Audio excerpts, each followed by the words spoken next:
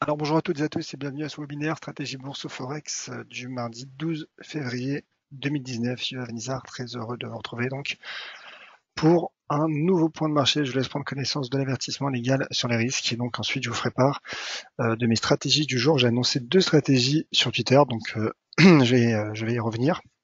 Deux configurations techniques qui me paraissent en effet intéressantes. Je vais revenir aussi sur sur ce que j'ai dit hier, notamment dans mon webinaire stratégie de la semaine. Et ensuite, donc, je ferai, voilà, si j'ai le temps, un petit tour d'horizon des actifs donc que j'ai l'habitude de traiter. Le trading avec effet de levier amplifie toujours les gains, les pertes. Un compte risque limité présente un risque de perte du capital investi. L'investissement sur compte titre présente un risque de perte en capital et j'ai fourni exclusivement un service d'exécution d'ordre. Cette présentation est donnée à titre indicatif et ne saurait être considérée comme un conseil ou une recommandation. Voilà, le temps que vous lisiez bien cet avertissement légal sur les risques, je vous rappelle bien sûr que vous disposez du chat pour réagir et me poser toutes vos questions. Je vois déjà qu'il y a quelques commentaires sur le chat. Donc bonjour à Denis, bonjour Julien, bonjour Philippe et bonjour Lucas. Il y en a fait un webinaire hier. Alors je ne sais pas s'il y a peut-être un petit problème technique un moment avant le début du webinaire, mais en tout cas il y a eu le webinaire et du coup voilà, je que j'ai pas eu le temps de mettre la vidéo en ligne, mais je compte le faire tout de suite après ce webinaire. Donc je mettrai deux vidéos en ligne sur notre chaîne YouTube. Donc celle d'aujourd'hui, c'est que je rends d'enregistrer actuellement, et celle d'hier. Voilà. Donc c'est vrai que je me suis rendu compte un peu plus tard qu'il y a eu un petit problème technique. Donc merci à Lucas de le rappeler. A priori, en tout cas, de ce que j'ai compris, parce qu'en tout cas vous n'étiez pas au courant, mais c'est vrai que le lundi à 16h, il y a le webinaire La stratégie de la semaine. Alors, c'est parti pour ce webinaire. Et donc justement, voilà, Lucas qui me parle sur le chat de la stratégie que j'ai donnée hier. Alors voilà, c'est l'une de mes stratégies de la semaine, c'est celle qui porte sur le CAC 40. Alors c'est vrai que ma stratégie est haussière depuis ce niveau, depuis ce rebond, vous voyez, sur la partie inférieure de ce canal ascendant.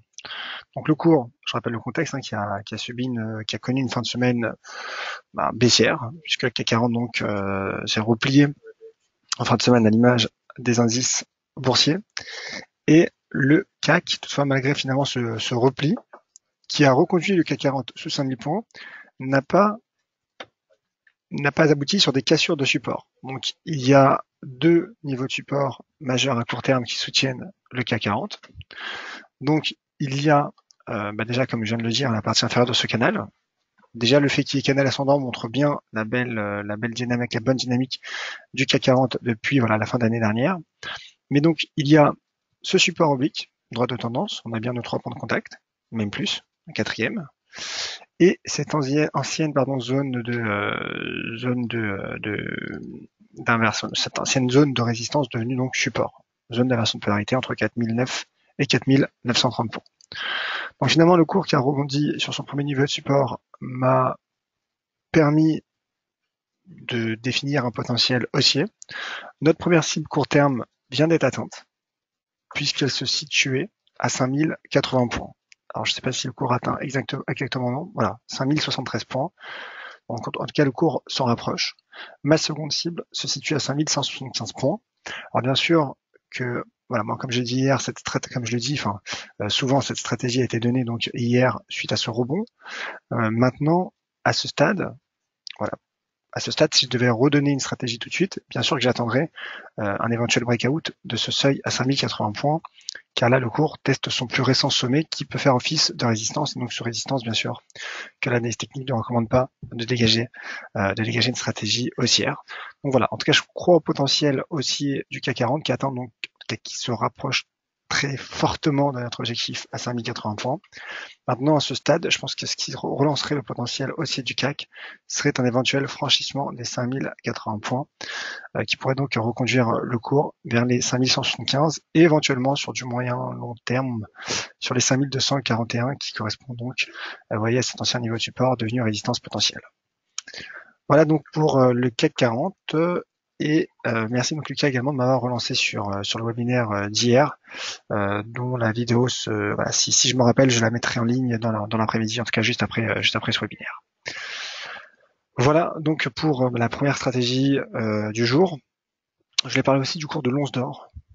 C'est vrai que je n'ai pas souvent l'habitude d'en parler de l'once d'or, mais là aussi il y a une configuration intéressante. Déjà, je voulais simplement rappeler le contexte fondamental du cours de l'or, qui est donc affaibli d'une part, en tout cas ses fondamentaux sont affaiblis par la remontée du dollar américain. Alors là, c'est vrai qu'il y a une petite consolidation à court terme, mais le dollar américain qui a quand même enchaîné voilà 7-8 séances boursières haussières. Donc ça c'est la première chose, notamment hier, hein, le dollar qui a accéléré à la hausse. Et bien sûr en raison de la corrélation inverse entre dollar et once d'or. Et au-delà finalement du dollar, il y a également le contexte fondamental que je viens d'évoquer avec les marchés boursiers qui remontent, en tout cas qui sont dans une bonne tendance hein, depuis l'entame de cette année 2019. Donc atténuation du climat d'aversion pour le risque.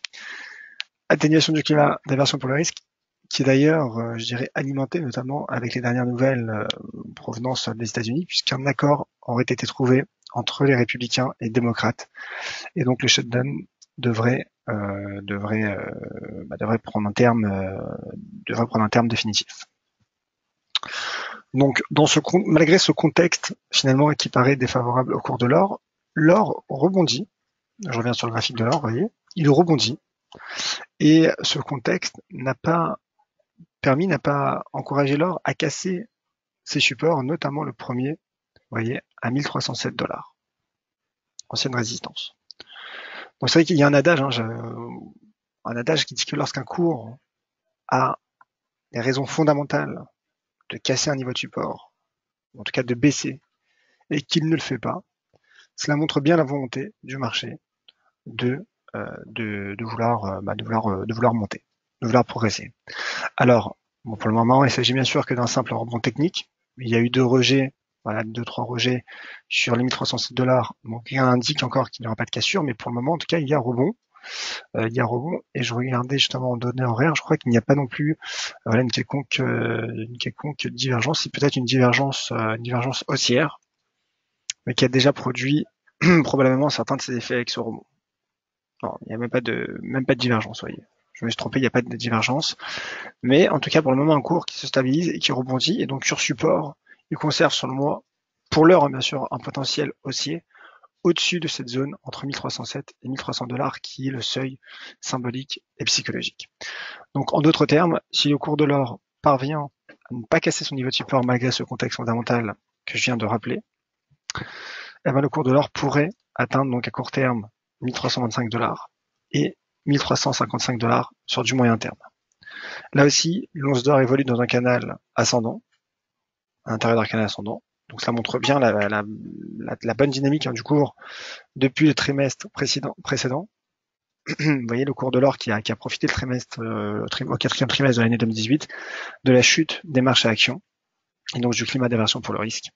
Et donc dans ce contexte, tant que le cours se maintient au-dessus de cette zone de support entre 1307 et 1300 $, je pense qu'il a un potentiel technique pour rejoindre les 1325.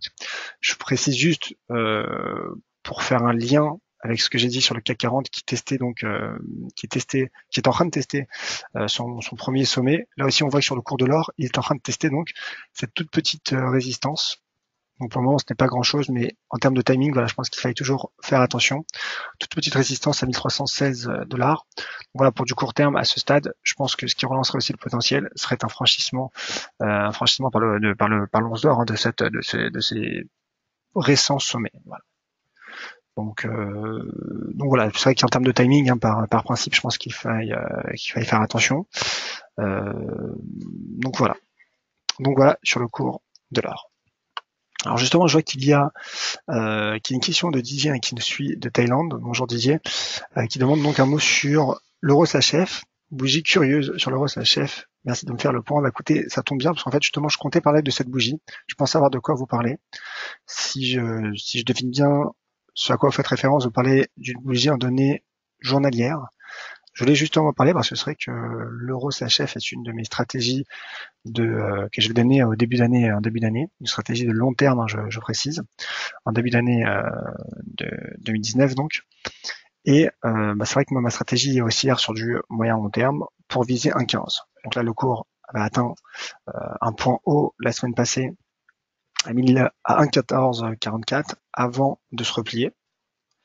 Mais ce que je veux dire donc sur l'euro CHF, c'est qu'en effet il y a un rebond, le franc suisse recule. Suite donc à cette bougie, je pense que voilà, c'est de cette bougie, je pense que vous parlez, mon cher Didier. N'hésitez pas à me le confirmer hein, si ce n'est pas le cas. Mais voilà, cette bougie, je ne sais pas si vous autres auditeurs vous l'avez reconnu ou non, mais il s'agit d'un marteau inversé. Marteau inversé, avec peut-être la petite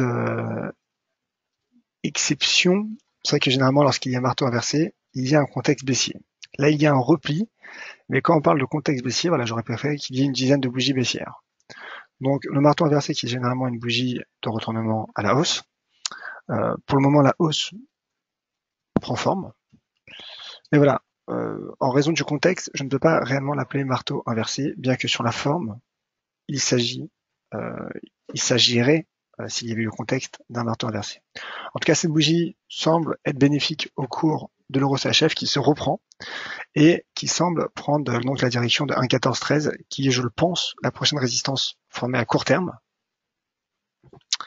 Et donc en effet, un franchissement de 1,1413 relancerait ce potentiel de l'euro CHF, qui d'ailleurs, au passage, je crois qu'il est également soutenu par une droite de tendance haussière. Voilà, c'est le cas. Vous voyez, droite de tendance haussière.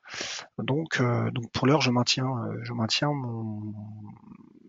mon opinion haussière sur du long terme. Hein, je rappelle, ce n'est pas parce qu'il y a eu 4 séances de baisse que cela remet en cause toute la hausse du mois de janvier. C'est normal que voilà c'est normal que dans une tendance il y a des oscillations qui elles-mêmes sont à contre-tendance, comme on a pu d'ailleurs le constater aussi.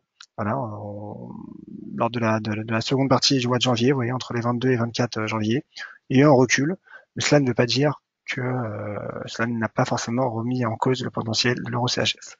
Donc on verra. De toute façon, tant que le cours reste soutenu par 1,12, voilà, je pense que au-dessus d'un 12, le cours euro CHF a un potentiel de rebond. Donc moi, c'est vrai que ma cible de long terme se situe à 1,15 et la seconde se situe à 1,1625.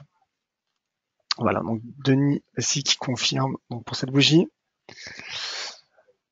Alors, voilà, c'est ça, Lucas. Il y a en effet une oblique haussière hein, qui semble être confirmée puisqu'il y a bien 3 points de contact. Alors attendez, je vais tenter de l'ajuster. Parce que je l'ai tracé un peu rapidement, mais c'est important. Voilà. Alors bon, il y a 1, 2, 3. Le quatrième, bon, le cours a rebondi, je saute dessus. Mais enfin voilà, pour le moment, en tout cas, il y a un autre argument technique pour du court terme cette fois-ci. Et là, à court terme, la résistance, donc le pivot en potentiel se situe, je pense, à 1,1413. Ce que je dis souvent et que j'ai répété déjà à 2 reprises dans ce webinaire, c'est bien qu'on ait une conviction sur un actif, il y a une question aussi de timing, puisque sous cette résistance, le cours pourrait aussi être rejeté une nouvelle fois, revenir tester une fois, 2 fois, 3 fois éventuellement, avant de franchir. Comme il l'a fait d'ailleurs avec cette première résistance à 1,1350, vous voyez, le cours qui a testé à de nombreuses reprises 1,1350, avant donc justement de franchir, atteindre, du moins former une nouvelle résistance, repartir à la baisse et là potentiellement tester à nouveau. Voilà, en fait, c'est comme ça qu'une tendance aussi se forme. Euh, c'est rare qu'un actif progresse ou chute en ligne droite. Là, en l'occurrence, voilà, j'ai plus l'impression un peu à l'image des indices boursiers en ce début d'année. J'ai l'impression, voilà, une nouvelle tendance qui est en train d'être créée, mais une tendance, si vous voulez, peut-être plus lente, mais peut-être plus solide aussi. Peut-être plus solide aussi. On verra hein, ce qu'il en sera en tout cas. Mais à court terme, voilà, je pense que l'euro CHF pourrait tester un 14-13. Donc on verra ce qu'il en sera dans les prochaines séances. Voilà, je voulais parler de l'euro-dollar. J'en ai parlé aussi hier. J'ai fait une petite parenthèse euro-dollar dans mon webinaire, la stratégie de la semaine, parce qu'en effet, je pense qu'il s'agissait de la stratégie, enfin de l'actualité du moins, de l'actualité chaude de la séance d'hier, avec ce dollar américain qui a fortement progressé et l'euro-dollar qui a cassé. Vous voyez, hier 1,13 et donc qui a enclenché, en tout cas confirmé la présence d'un risque technique baissier.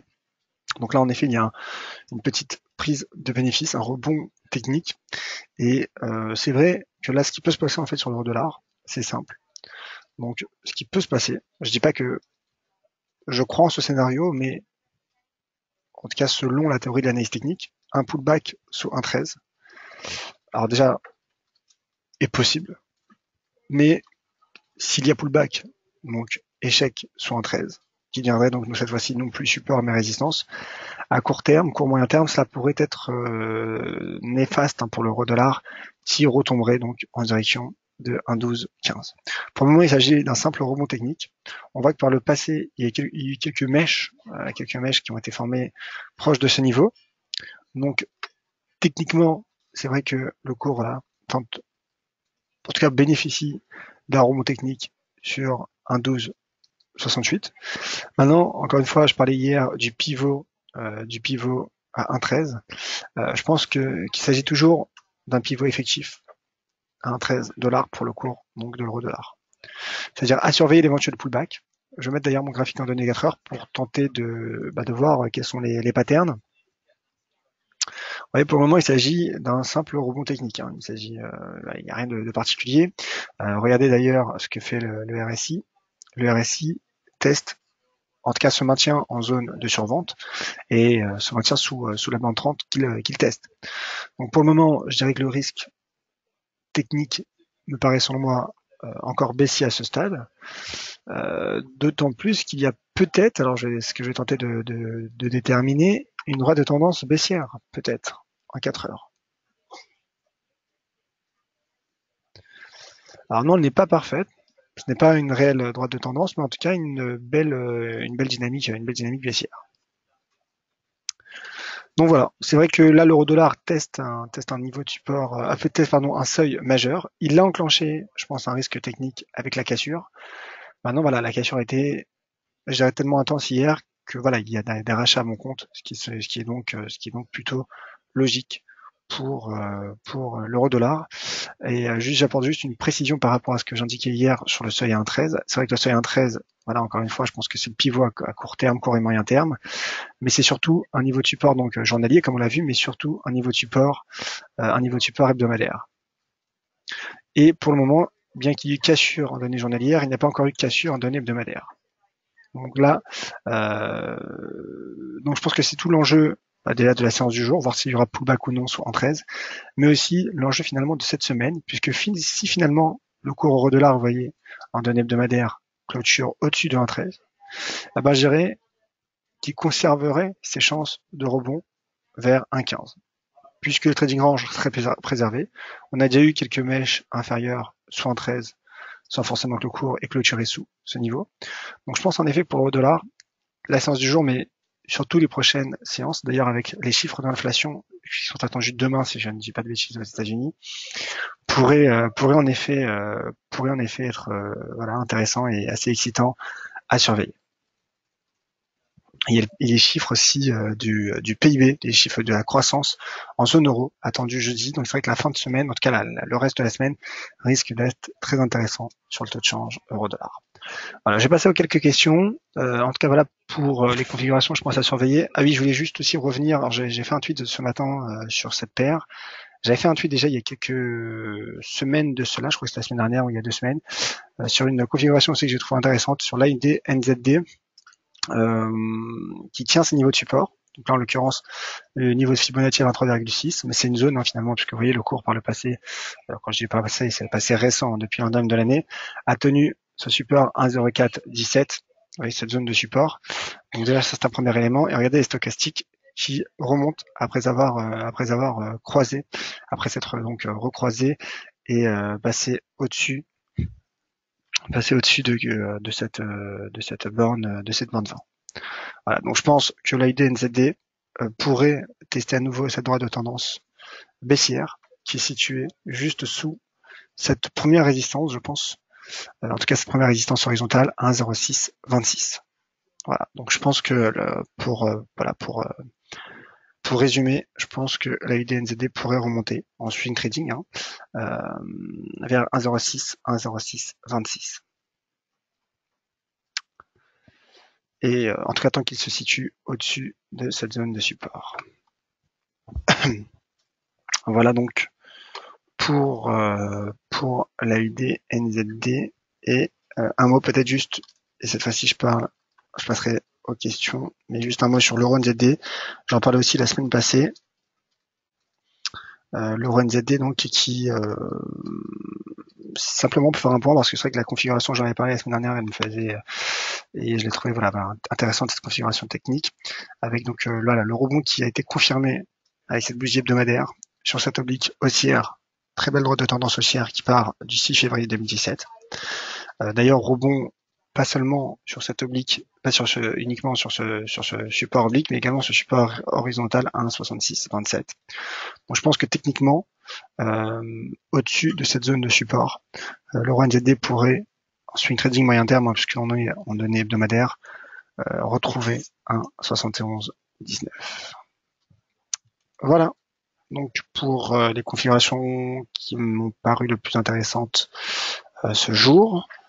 Alors je vais passer aux questions. Je vois que vous êtes nombreux à poser des questions. Je vais tenter de répondre à vous tous. Mais voilà, je vais faire de mon mieux. Alors Vincent, bonjour, je pars au Canada prochainement. Je dois convertir mes euros en dollars canadiens. J'ai fait des perspectives sur un dollar canadien à 1,51. Pensez-vous qu'il fallait attendre pour espérer une remontée du dollar canadien ou la tendance est-elle à la baisse constante? Merci de votre retour. Alors déjà, merci pour cette question, cher Vincent. Alors, je vais juste revenir sur un point. Donc déjà, je vais mettre l'EuroCAD. D'ailleurs, j'ai publié hier un article sur le site de l'EFX sur le dollar canadien. J'ai fait une analyse un peu croisée de l'EuroCAD et USDCAD. Alors, vous parlez de la tendance. Voilà, je vais juste déjà revenir sur un élément que vous avez dit. Voilà. Pensez-vous qu'il faille attendre pour espérer une remontée du dollar canadien où la tendance est à la baisse constante? Alors là justement, quand la tendance de l'EuroCAD est baissière, c'est-à-dire que le dollar canadien se remonte, voilà, il se renforce. Donc voilà, c'est-à-dire je vais juste revenir sur cet élément pour que ce soit bien clair et précis. Alors le second élément, bien sûr, que je ne donne pas de conseils d'investissement, je vais vous donner bien sûr mon analyse technique, mais la décision est la vôtre. Ce que je peux dire, c'est que là il y a une cassure en cours, alors qu'à court terme, vous voyez, le cours est couvert par une oblique baissière. On peut pas vraiment parler de canal puisque j'ai pas vraiment 3 points de contact. Enfin, on en a, mais ils ne sont pas non plus très clairs. Mais en tout cas, une dynamique baissière depuis le début de l'année, comme vous l'avez rappelé. Donc là, il y a cassure en cours. Et si cette cassure se confirme, en effet, cela pourrait reconduire le cours EuroCAD, alors à très court terme, pour du très court terme, sur 1,4918 et sur peut-être un peu plus, sur du moyen terme, 1,4857. Voilà, donc je pense que ce qui pourrait faire la différence, c'est cette éventuelle cassure à court terme, en tout cas relancer le risque technique baissier. Pour le moment, le cours, un peu à l'image de l'euro-dollar, continue de tester ses creux sans abdiquer complètement. Le support n'est pas encore cassé puisque la bougie en cours n'est pas encore validée. Mais en tout cas, si la cassure se confirme, je pense que le cours pourrait confirmerait son risque technique, il relancerait son risque technique baissier, et donc cela pourrait être favorable au dollar canadien.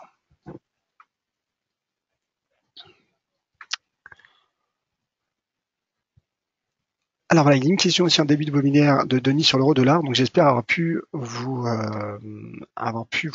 répondre, mon cher Denis. N'hésitez pas donc à me confirmer que j'ai bien donné toutes les informations que vous souhaitez sur l'euro-dollar. Je vais tenter de passer aux autres questions car je vois que l'heure avance et peut-être parler d'actifs que je n'ai pas encore évoqués. Alors Philippe, bonjour. Pour votre stratégie CAC 40, si on retourne sous l'oblique, j'imagine que vous voulez dire si le cours se retourne sous l'oblique et plonge, jusqu'où pourrait-il plonger? Où se trouve le stop? Alors, je vais pas parler de stop, mon cher Philippe. Voilà, encore une fois, vous l'avez vu dans l'avertissement légal sur les risques. Je ne donne pas de conseils en money management, je ne donne pas de conseils en investissement.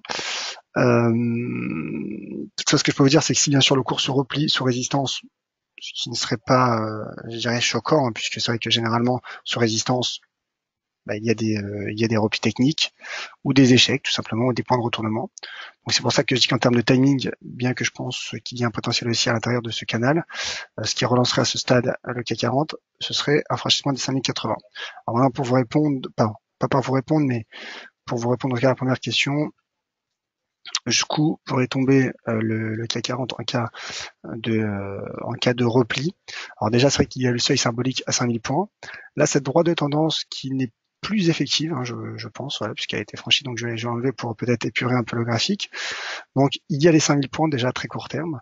Et encore une fois, finalement, déjà il y a les 5000 points, et les 5000 points, vous voyez, qui correspond maintenant à ce stade quasiment envoyé aussi à cette droite de tendance haussière, la partie inférieure donc de ce canal. Il y a aussi une autre zone de support, je pense, hein, selon moi, entre 4009 et 4930 points. 4900 et 4930 points.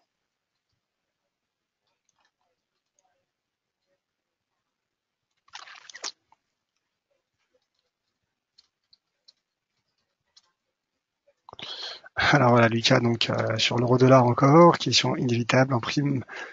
Une boule de cristal, euro-dollar 1,13 tiendra pas. Alors pour le moment, il ne tient pas. Maintenant, concernant le graphique hebdomadaire, écoutez, c'est vrai que voilà, encore une fois, à court terme, il y a un risque baissier. Maintenant, donc je préfère, enfin, quand on teste un pivot, c'est vrai qu'un court teste un pivot, c'est un peu une chance sur deux. Vous voyez. C'est-à-dire que je pourrais vous dire oui, il va tenir ou il va pas tenir, mais ce serait une chance sur deux.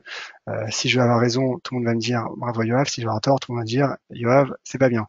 Donc voilà, de manière générale, là, autant parfois je peux définir un potentiel, en tout cas tenter de définir un potentiel ou un risque, mais ce que je veux dire, c'est que là, c'est à ce stade, c'est un peu une chance sur deux. C'est vrai qu'hier, ce matin, en regardant mon graphique, quand j'ai vu qu'il y avait cassure, bah là, clairement, oui, j'ai une conviction, à court terme en tout cas, conviction. Je dirais que j'ai déterminé un risque baissier, un risque technique, puisqu'il y a eu cassure d'un important niveau de support. Maintenant, on avait eu par le passé, regardez ce phénomène sur le dollar. Il y a eu un phénomène inverse. Il y a eu franchissement en données journalières de 1,15. Et là, c'est vrai qu'on aurait pu s'attendre finalement à une envolée du cours. Mais lorsqu'on regarde le graphique hebdomadaire, il n'y a pas eu franchissement. Il n'y a pas eu franchissement. Vous voyez, on parle bien de cette semaine.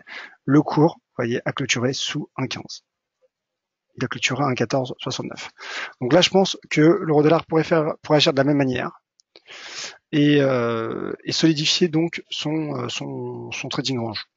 Donc pour peut-être apporter quelques éléments de réponse sans forcément vous répondre, parce qu'au final, encore une fois, c'est un peu une pièce sur deux, c'est-à-dire c'est comme si le cours voilà teste un niveau de support, vous allez me dire est-ce qu'il y a breakout ou pas.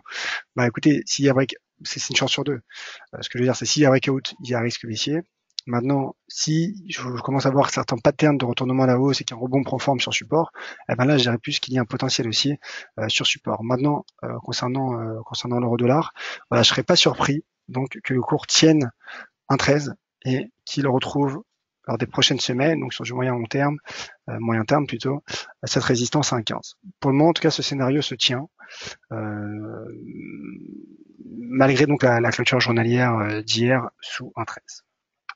Voilà, j'espère donc avoir pu vous aider, mon cher Lucas. Et Denis d'ailleurs, puisque Denis, vous aviez aussi une question sur l'euro-dollar qui semble constituer un bear trap. Alors, un peu de manière comme je viens de le dire, hein, mon cher Denis, avec le bull trap qu'il y a eu, vous voyez, le 9 janvier. C'est-à-dire qu'il s'agit en données journalières, mais comme je le dis souvent, là c'est vrai qu'il y a un support, vous voyez, un support formé en données journalières, mais c'est également et surtout un support de long terme apparaissant en données hebdomadaires. Donc c'est vrai que peut-être d'attendre la clôture hebdomadaire, voir s'il y a cassure ou non, peut-être serait plus prudent, au risque bien sûr de laisser le cours remonter potentiellement ou baisser, en tout cas de laisser le cours partir sans en profiter. Voilà, c'est vrai que c'est un risque, c'est un choix en tout cas qui vous appartient. Moi en tant qu'analyste technique, voilà voilà ce que je peux dire, c'est que je pense que le cours en effet pourrait, comme vous l'avez dit, vous parlez de bear trap, il pourrait en effet tenir un 13, rebondir et de nouveau atteindre un 15. Peut-être une dernière question. Voilà, je rentre dans quelques messages. Merci à vous, en tout cas, pour vos commentaires. Alors oui, Denis, généralement la clôture hebdomadaire, donc c'est vendredi soir. Mais encore une fois, tout dépend encore une fois de l'horizon temps. Moi, c'est vrai que là, c'est une stratégie de court terme, swing trading. Et en fait, c'est une stratégie que je n'ai pas donnée puisque finalement, encore une fois, le cours teste un niveau sensible. Donc voilà. C'est vrai que le dollar commence à se replier. Enfin, pour le moment, il y a repli technique. Le cours rebondit. Le cours de l'euro-dollar rebondit. Donc je pense en effet ce qui pourrait définir le potentiel, c'est cette bougie hebdomadaire, je le pense maintenant. Encore une fois, je peux me tromper, mais on verra ça dans les prochaines séances. Voilà, peut-être une dernière question d'un auditeur auquel je n'ai pas encore répondu aujourd'hui, parce que je vois qu'il y a pas mal de questions. Je vous en remercie. Je vous prie de m'excuser si je n'ai pas eu le temps de répondre à vous tous, mais n'hésitez pas pour des questions, vous pouvez me les poser aussi sur Twitter @dualizar. Donc c'est Jonas sur l'AID USD. Alors une question qui est posée en anglais. Alors je vais faire la traduction. Nous sommes sur un niveau de support majeur clé. Si donc en effet il y a un rejet ou un breakout en daily, en données journalières, donc nous pouvons voilà, vous pensez que on pouvait entrer, en tout cas définir une stratégie. Alors je regardais l'AID USD.